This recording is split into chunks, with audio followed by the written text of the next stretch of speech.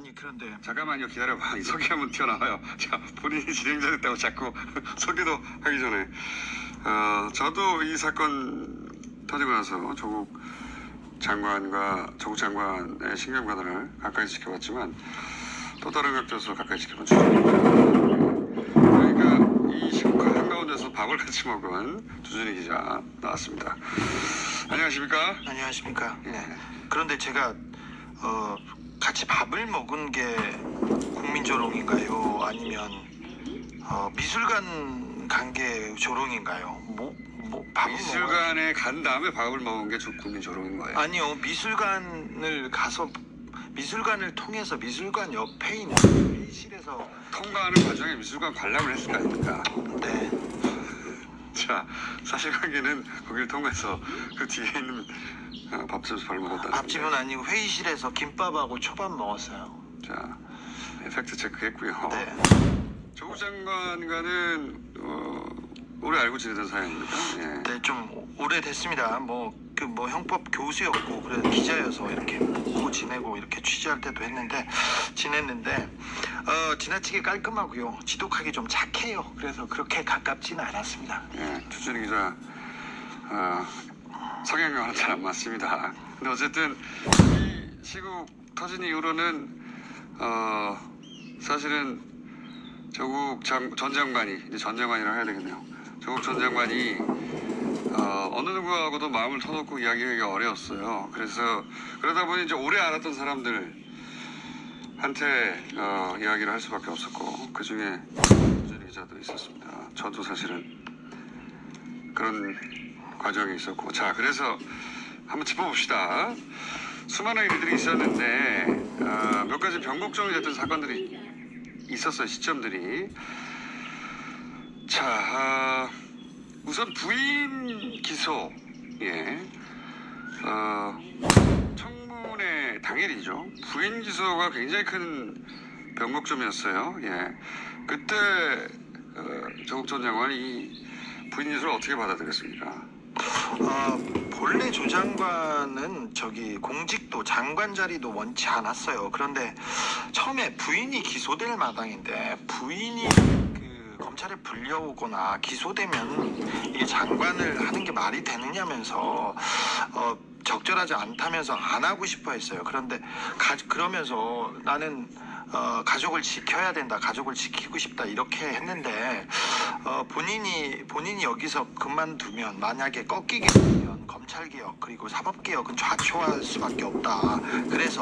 그리고 자신이 아니면 누가 이 자리에 오겠느냐, 누가 검찰개혁 얘기나 하겠느냐 그런 얘기를 하셨어요. 그래서 자기가 언제일지는 모르지만 자신의 쓰임새가 되는 데까지는 좀 버텨보겠다. 검찰개혁안을 마련하고 궤도에 오를 때까지는 어떻게 버텨보겠다면서 총대를 맸다. 자신이 아니면 누가 하겠냐는 말은 그 앞에 이런 말도 덧붙였죠. 저도 비슷한 얘기를 들었는데 무서워서 하겠냐.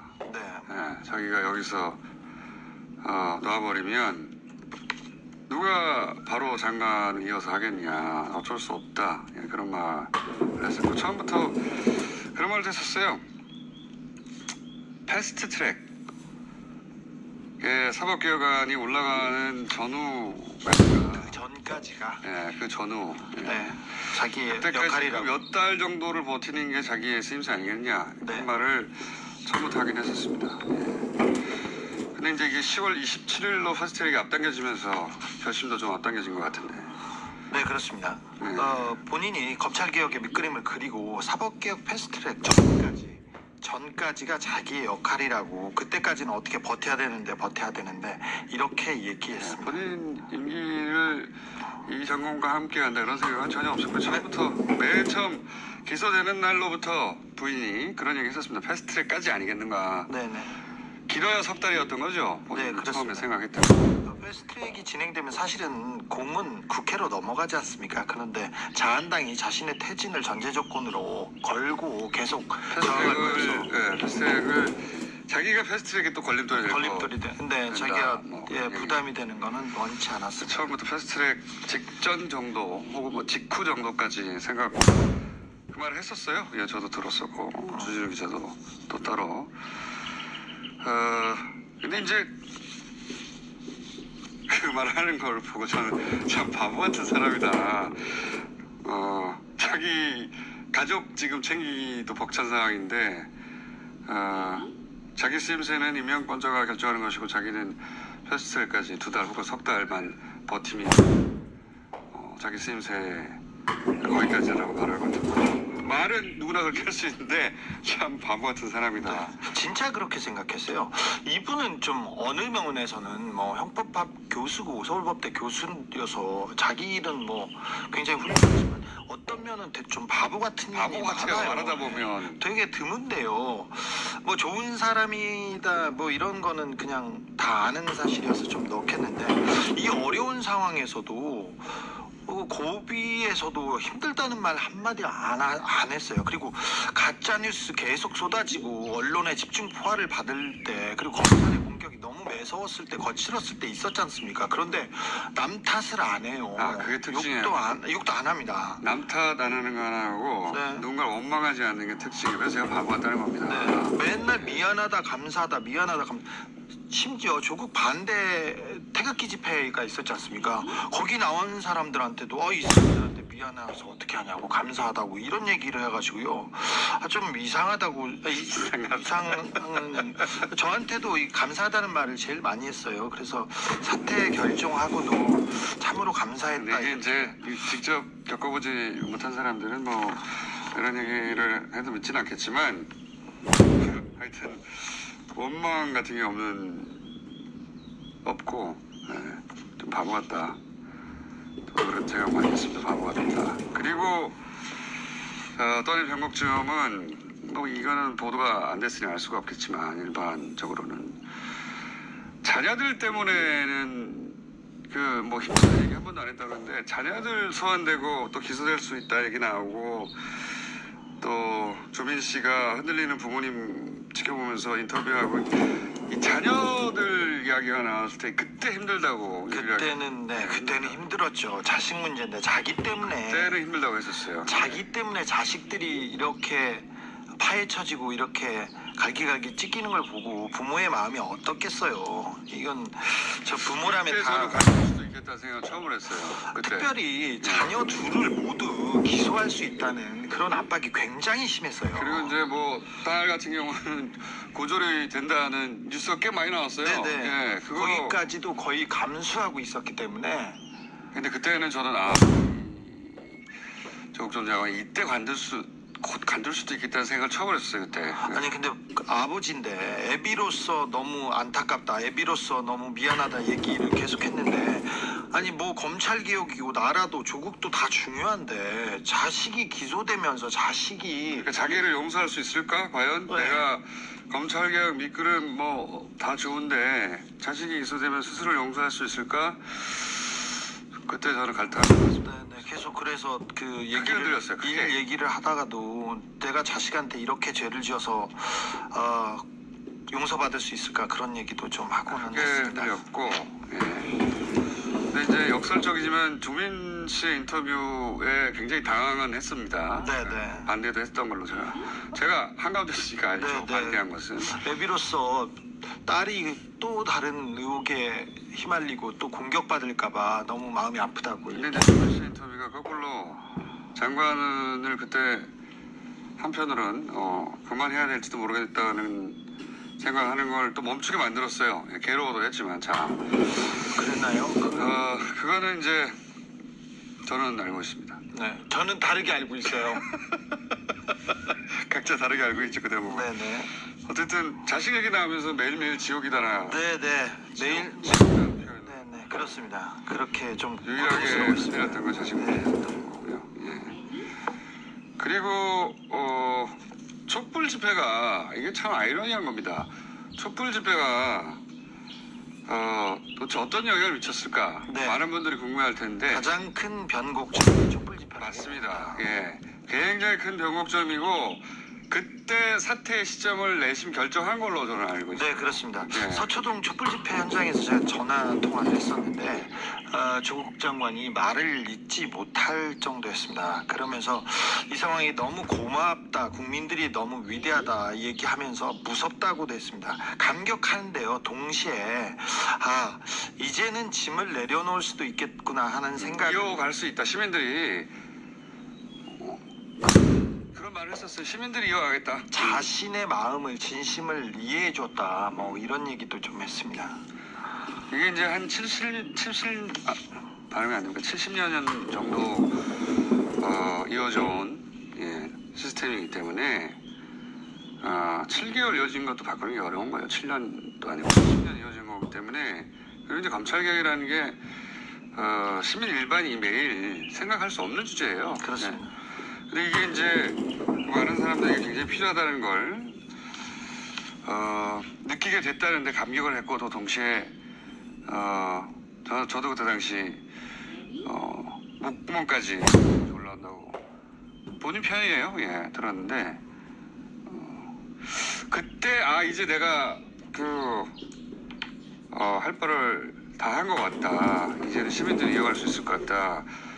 그래서 아이러니하게도 촛불 집회가 본인에게는 감동도 되고 위로도 되고 동시에 이제는 사퇴해도 될 것 같다는 생각을 네, 동시에 불러일으킨 사람. 그렇습니다. 저도 가장 결정적이었어요. 저도 그렇게 보는데요. 사실 장관이 되는 날부터 매일매일 사퇴를 고민했습니다.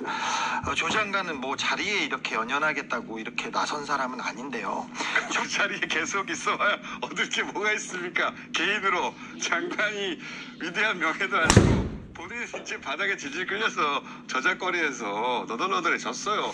그래서 장관 며칠 더 하려고 버틴 게 아니에요. 그거 네. 너무 명백한 거 아닙니까? 국민이 자신의 뜻을 알아줬고 그 진심이 이제 개혁의 동력으로 작동할 거라고 생각했는데 또 한편으로는 조 장관 자신 때문에 자신에 대한 공격, 가족에 대한 공격 때문에 개혁 동력이 떨어지는 것을 굉장히 그리고 이제 걱정했습니다. 국회가 상실된 거에 대해서도 얘기를 계속 네. 했었고 여의도 정치가 지금 자기 때문에 진공 상태가 됐다 이런 얘기도 몇 번 했었고 하여튼 촛불 집회 3번을 굉장히 고마워했고 3번으로 마무리되고 잠정적으로 그 전체를 대단히 고마워했으며 촛불 집회 3번으로 첫 번째 촛불 집회 때 결심한 걸로 저는 알고 있습니다. 그 시점을 대략은 정확한 일자 저희가 알 수가 없죠. 예. 그리고 또 한 가지 결심의 배경이 된 것은 이건 사실 많이 안 알려진 일인데 며칠 전에 정경심 교수가 심각한 중병 진단을 받았어요. 저희가 처음 얘기하는 것 같은데 이 점도 그 시점을 결정하는데 작용을 했을 거라고 봅니다. 네, 사실 정경심 교수 문제가 정경심 교수의 건강 문제가 조국 교수한테는 가장 어려운 점이었어요. 제가 문자를 하나 이렇게 소개하는 게 맞는지는 하지 말고 모르겠습니다. 그건 본인이 허락 안 받았죠. 아무튼 가장 큰 걱정이 사모님의 건강이었습니다. 그래서 건강 때문에 자기가 무너지면 안 된다는 얘기를 여러 번 했는데 사실 정경심 교수의 건강이 좋지 않습니다.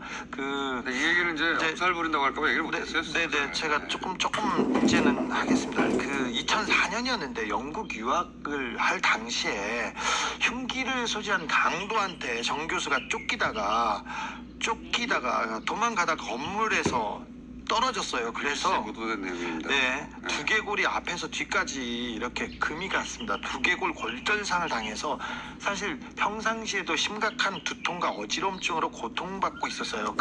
그래서 정경심 교수가 자주 아팠고 자주 누워 있었습니다. 평상시에도.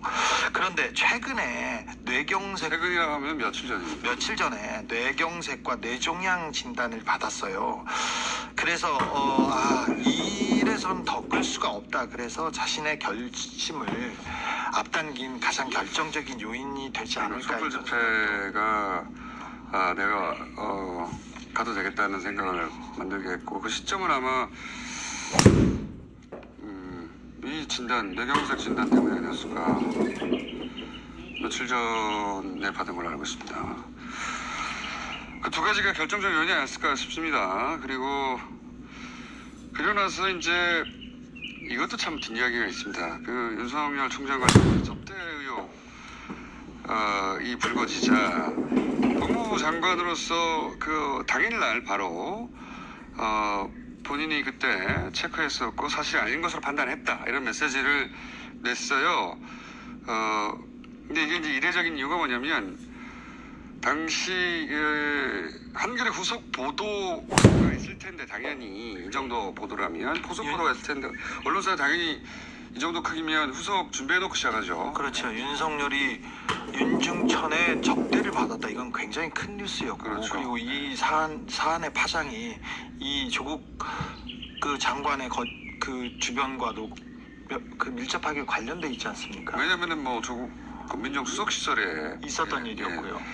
어쨌든 그래서 후속 보도를 보고 메시지를 내라. 당일이 아니라 하루 이틀 지난 다음에 그 다음 주에 메시지를 내라고 주변에서 다들 말렸는데 근데 조국 장관이 본인이 당일 바로 메시지를 내는 것을 결정을 했어요. 네, 그렇습니다.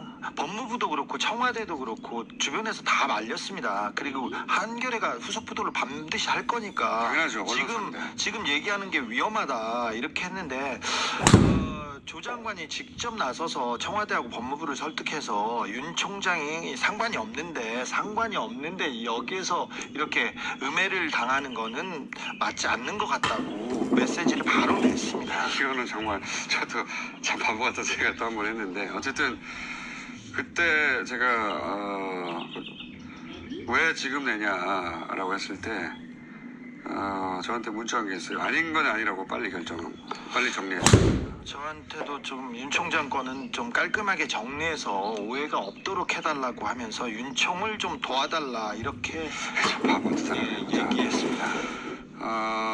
아니 이거는 저나 주진우 기자 정도가 알고 있습니다. 예, 각자.